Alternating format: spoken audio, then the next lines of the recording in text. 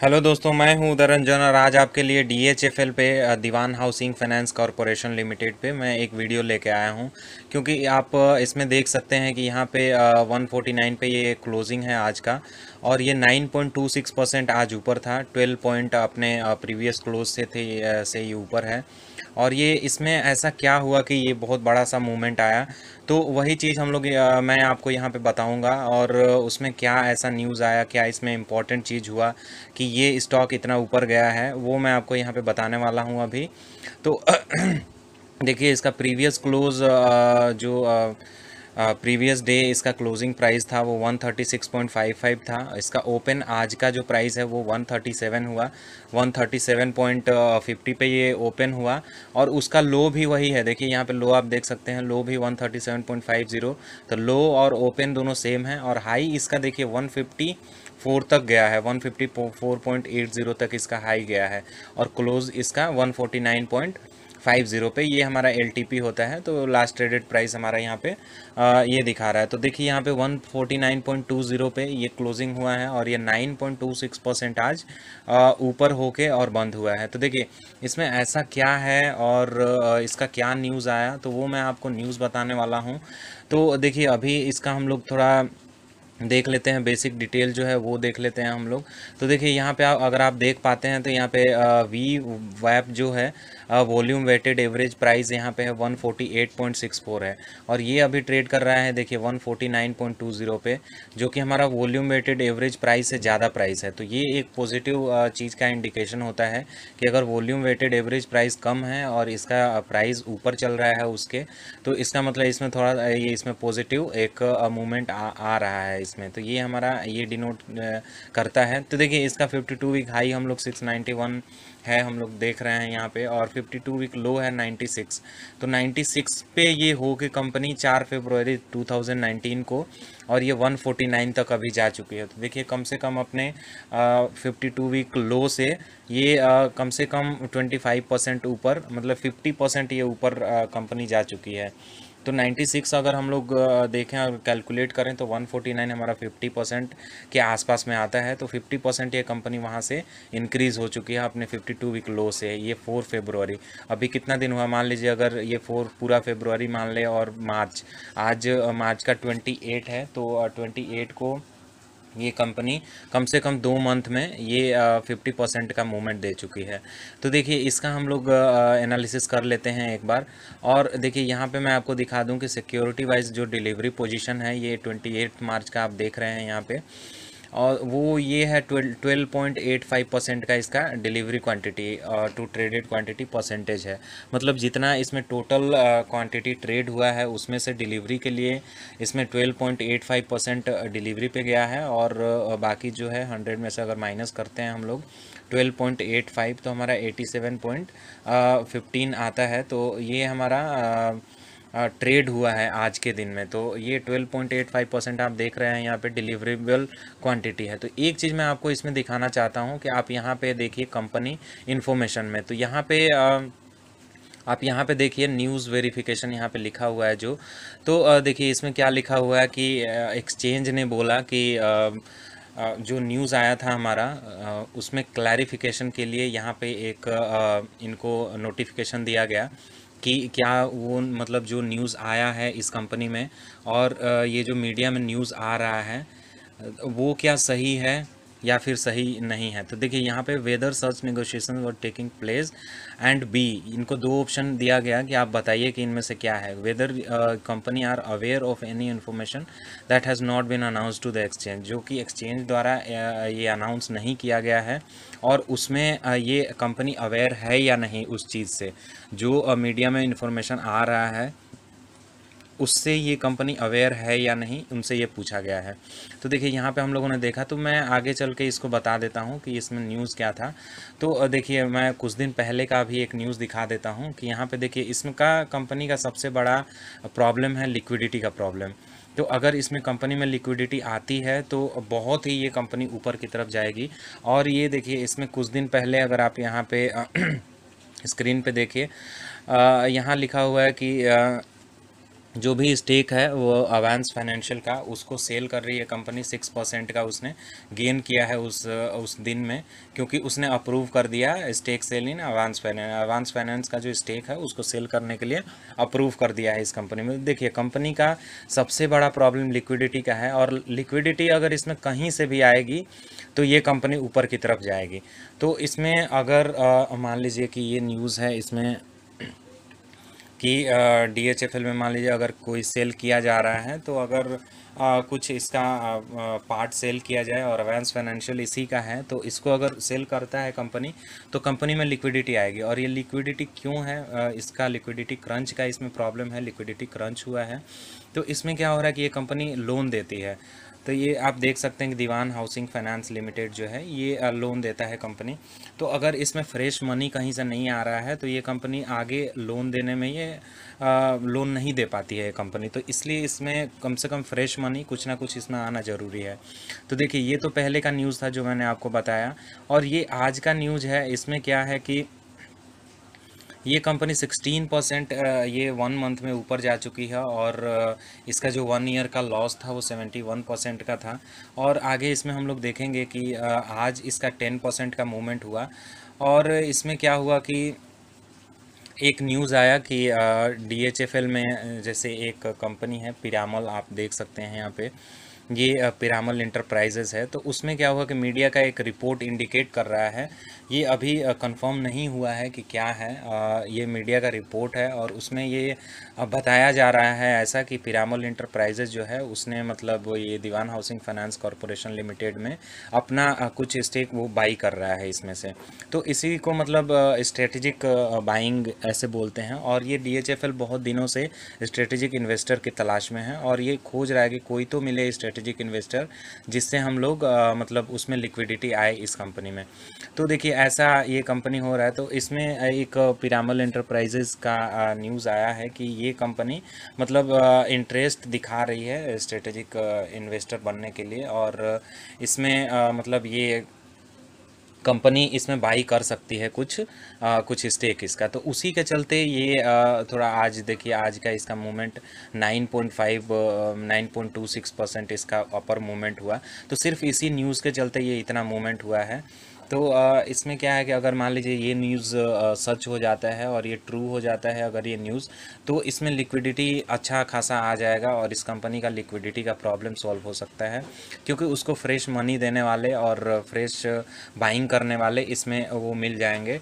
और अगर कोई स्ट्रेटेजिक इन्वेस्टर उसमें इंटरेस्ट दिखाता है तो और भी इन्वेस्टर होंगे जो कि इसमें इंटरेस्ट दिखाएंगे और इसके स्टेक बाई करेंगे। तो देखिए ये सारी चीज़ें हैं जो इस कंपनी के ये 9.26% का जो अपर मूवमेंट है उसके लिए ये लोग मतलब जिम्मेदार हैं, ऐसा आप बोल सकते हैं। और ये क्या है, आगे मैं इसका टेक्निकल एनालिसिस भी दिखाऊंगा। और उससे पहले मैंने आपको दिखाया कि यहाँ पे जो NSE में ये जो रिपोर्ट है, तो उसी को ये रिपोर्ट जो है वो बता रहा है कि नहीं ऐसा, ये NSE ने भेजा है इनके पास कि रिसेंट न्यूज़ जो कि हुआ है पिरामल और बियरिंग कंपनी है, ये दो कंपनी हैं। तो वो मतलब ये बोल रहा है कि मेजॉरिटी ऑफ द स्टेक है DHFL का वो लोग एक्वायर करने वाले हैं। तो देखिए मेजॉरिटी क्या होता है कि 50% से ज़्यादा, 51%, 52%। तो अगर मेजॉरिटी जो स्टेक है वो DHFL में एक्वायर कर रहा है ये पिरामल और बेयरिंग कॉरपोरेशन जो है, अगर ये एक्वायर करते हैं तो लिक्विडिटी का प्रॉब्लम DHFL का बिल्कुल सॉल्व हो जाएगा, और इसमें लिक्विडिटी आएगी और फिर से कंपनी ग्रो होना स्टार्ट करेगी। तो इसीलिए इसमें एक अपर मूवमेंट आज का आया है, और ये NSE ने भेजा है DHFL के हेड के पास कि वो ये बताइए कि ये सच है न्यूज़ या फिर क्या है।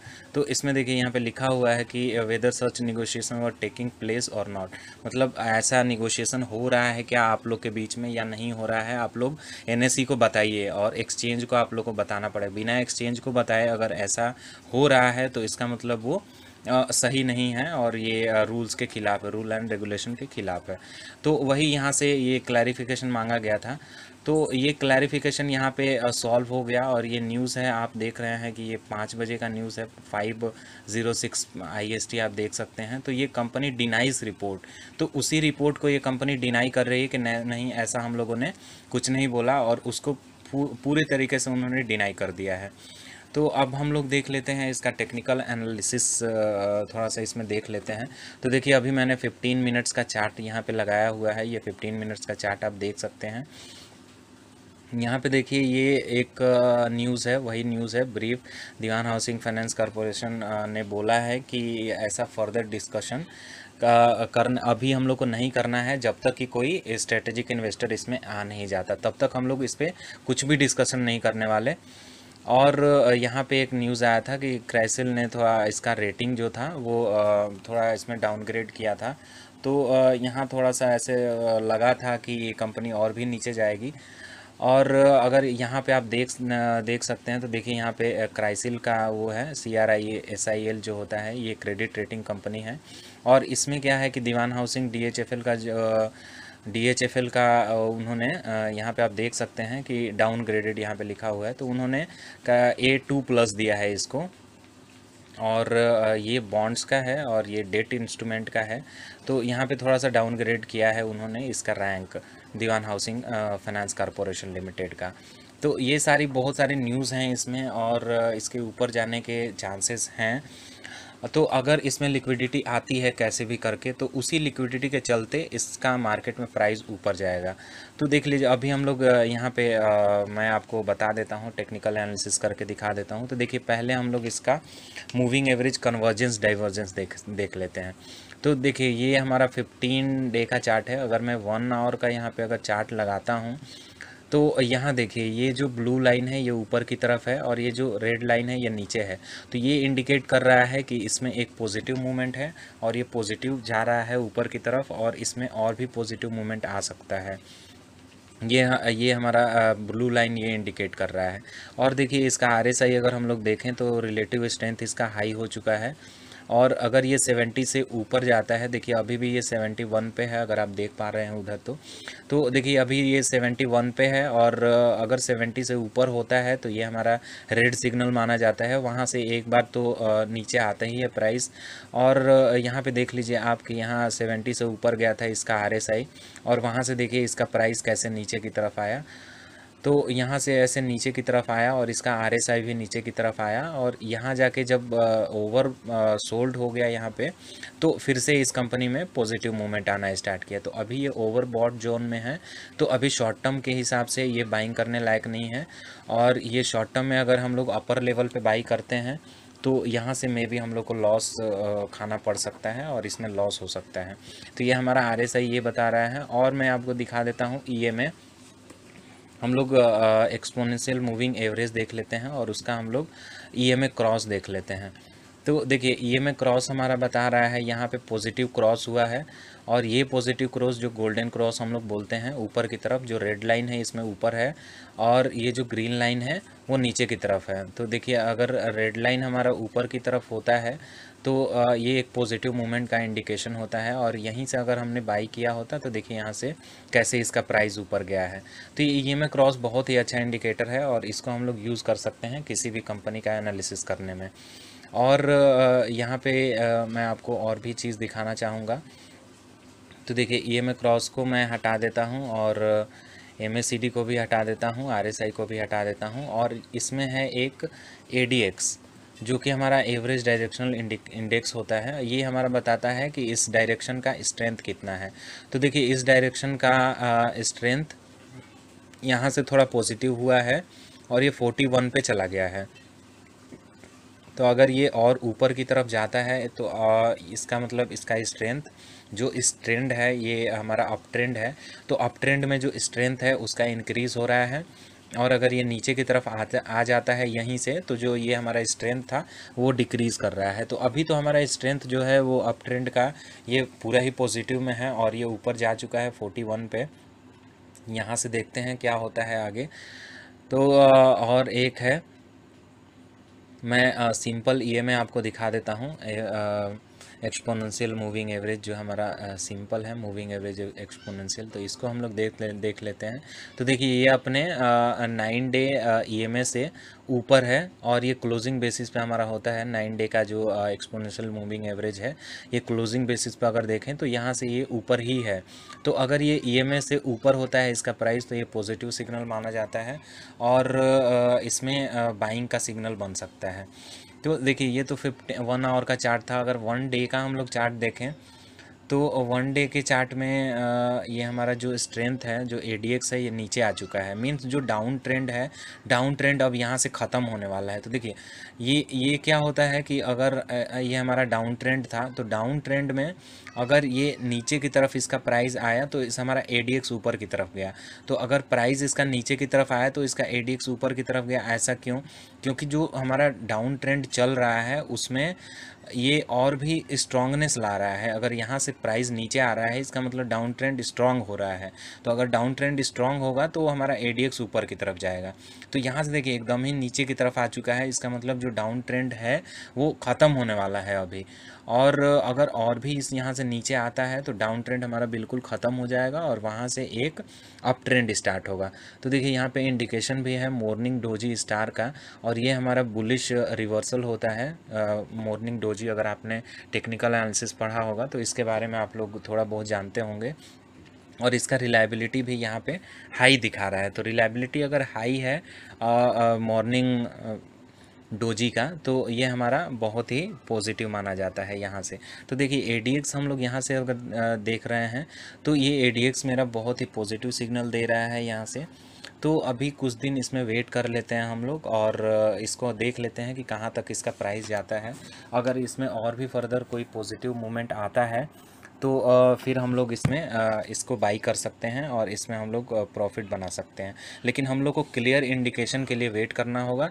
सिर्फ न्यूज़ से हम लोग का इन्वेस्टमेंट नहीं होगा, क्योंकि फंडामेंटली अगर हम लोग को इन्वेस्टमेंट करना है लॉन्ग टर्म के लिए तो हमें सिर्फ न्यूज़ पे भरोसा नहीं करना चाहिए। और हमारा ये जो नेट प्रॉफिट है और जो आगे का नेट सेल्स होता है इसका वो देखना पड़ेगा। लिक्विडिटी का हमारा इशू है वो भी देखना पड़ेगा, और लॉन्ग टर्म में इस कंपनी का प्लान क्या है वो भी हमें देखना पड़ेगा इसमें।